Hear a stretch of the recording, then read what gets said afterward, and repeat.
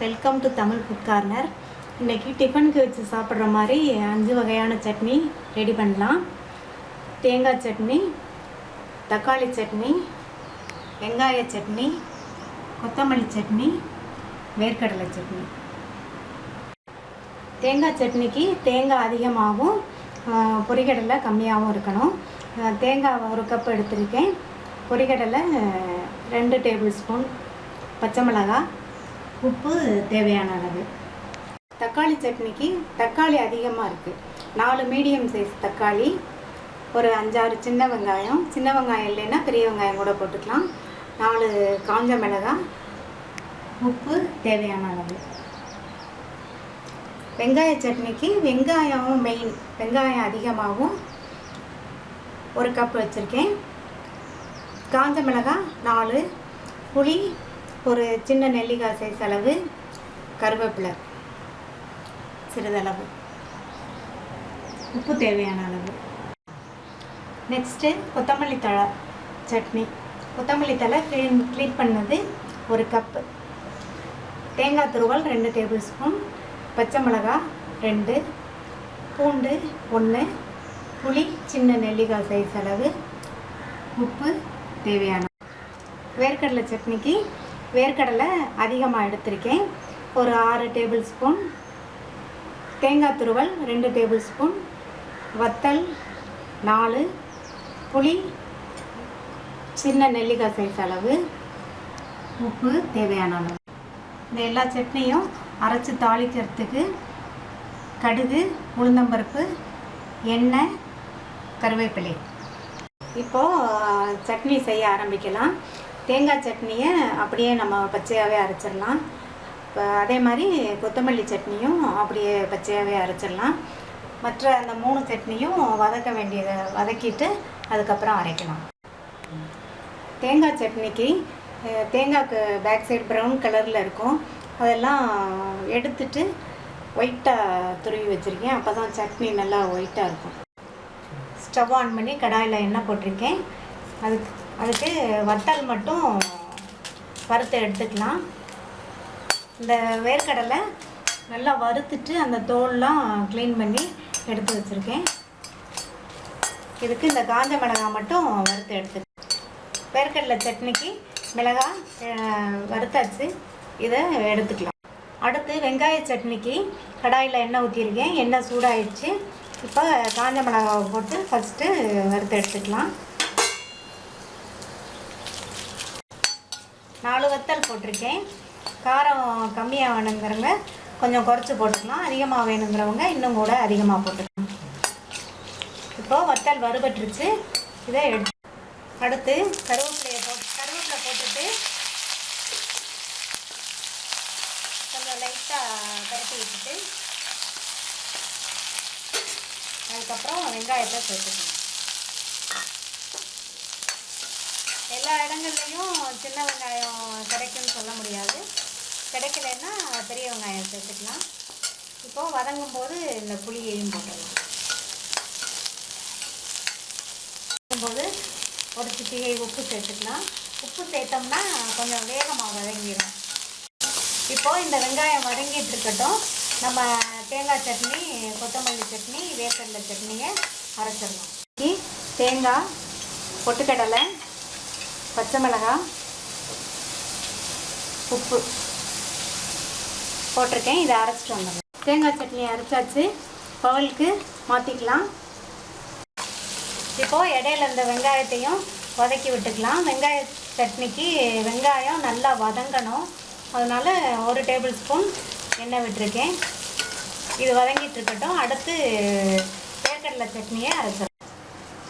அடுத்து வேர்க்கடலை சட்னிக்கு வேர்க்கடலையை போட்டிருக்கேன். காஞ்ச மிளகாய், தேங்காய் துருவல், புளி, உப்பு. இப்போது இதை அரைச்சிட்டு வந்துடலாம். வேர்க்கடலை சட்னி ரெடி ஆகிடுச்சு. இதை பவுலுக்கு மாற்றிக்கலாம். வெங்காய சட்னிக்கு வெங்காயம் நல்லா வதங்கிடுச்சு. ஸ்டவ்வை ஆஃப் பண்ணிவிட்டு இதை மாற்றி எடுத்துக்கலாம். கொத்தமல்லி சட்னிக்கு கொத்தமல்லி தழை இதில் போட்டிருக்கேன். பச்சை மிளகாய், புளி, தேங்காய் துருவல்,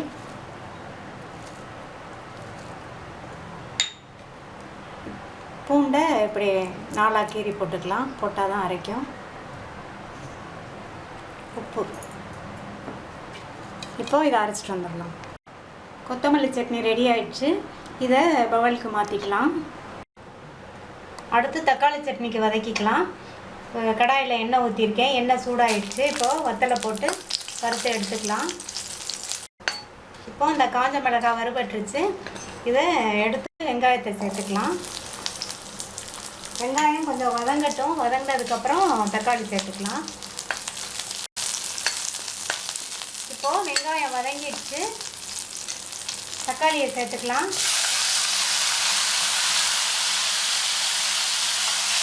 தக்காளி கொஞ்சம் பொடியாக கட் பண்ணி சேர்த்துட்டோம்னா நல்லா வதங்கிடும்.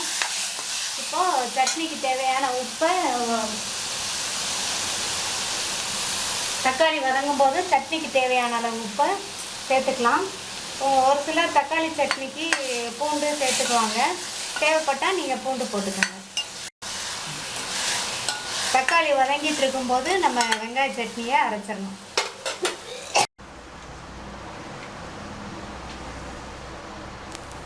இப்போ வதக்கின வெங்காயம், வத்தல், புளி, கருவேப்பிலை எல்லாம் போட்டாச்சு. கொஞ்சமாக உப்பு போட்டு இதை அரைச்சிட்டு வந்துடலாம். வெங்காய சட்னி அரைச்சாச்சு. இதையும் வேறு பவுலுக்கு மாற்றிக்கலாம். தக்காளி வெங்காயம் வதங்கிடுச்சு. இது ஸ்டவ் ஆஃப் பண்ணிவிட்டு இதை மாற்றி எடுத்துக்கலாம். ஆறுனதுக்கப்புறம் அரைச்சிட்டு வந்துடலாம். தக்காளி சட்னி அரைச்சாச்சு. இதையும் வேறு பவுலுக்கு மாற்றிக்கலாம். 5 சட்னியும் ரெடி ஆகிடுச்சு. இந்த எல்லா சட்னிக்கும் தாளிப்பு போட்டுக்கலாம். கடுகு வெடிக்க ஆரம்பிச்சிருச்சு. இப்போது உளுந்தம்பருப்பு சேர்த்துக்கலாம்.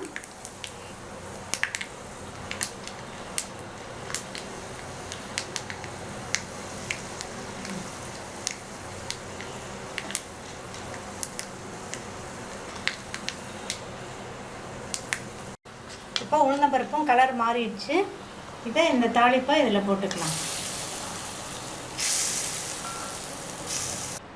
இந்த கொத்தமல்லி சட்னி வதக்காமல் நம்ம பச்சையாக அரைக்கிறது ரொம்ப டேஸ்ட்டாகவும் இருக்கும், சத்தானதும் கூட இது. அடுத்து வேர்க்கடலை சட்னிக்கு எண்ணெய் சூடாயிடுச்சு. கடுகு சேர்த்துருக்கேன். கடுகு பொரிய ஆரம்பிச்சிருச்சு. உளுந்து சேர்த்துருக்கேன்.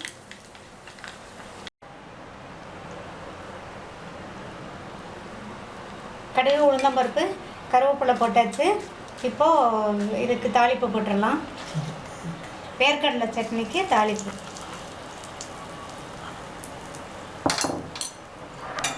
எண்ணெய் ஊற்றிருக்கேன். எண்ணெய் சூடாகிடுச்சு. கடுகு போட்டிருக்கேன். கடுகு பொரிய ஆரம்பிச்சிருச்சு. உளுந்து சேர்த்துருக்கேன். இப்போது கொஞ்சமாக பெருங்காயம் சேர்த்துக்கலாம். சேர்த்துட்டு இந்த வெங்காய சட்னிக்கு தாளிப்பு போட்டுடலாம். இந்த சட்னிக்கு பெருங்காயம் சேர்த்தா நல்லா வாசனையாக இருக்கும், அதனால தான் பெருங்காயம் போட்டிருக்கேன். அடுத்து தக்காளி சட்னிக்கு தாளிச்சுக்கலாம். எண்ணெய் சூடாகிடுச்சு.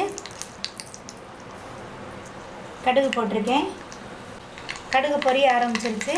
உளுந்து சேர்த்துக்கலாம். சேர்த்துட்டு கருவேப்பிலை போட்டுக்கலாம். இதுக்கும் கொஞ்சமாக பெருங்காய பவுடர் போட்டுக்கலாம். இப்போது இந்த தாளிப்பை இதில் சேர்த்துக்கலாம். தக்காளி சட்னிக்கு போட்டுக்கலாம். இப்போது தேங்காய் சட்னி, வெங்காய சட்னி, கொத்தமல்லி சட்னி, வேர்க்கடலை சட்னி, தக்காளி சட்னி எல்லாம் ரெடி ஆயிடுச்சு. ஒரே சட்னியாக சாப்பிட்றதுக்கு வேறு வேறு சட்னியாக ரெடி பண்ணி சாப்பிட்லாம். இந்த 5 சட்னியுமே ரொம்ப டேஸ்ட்டாக இருக்கும். நீங்களும் இதே மாதிரி அரைச்சி சாப்பிட்டு பார்த்துட்டு அதுக்கப்புறம் உங்கள் கமெண்ட்ஸை ஷேர் பண்ணுங்கள், லைக் பண்ணுங்கள், சேனலுக்கு சப்ஸ்கிரைப் பண்ணுங்கள். தேங்க்யூ.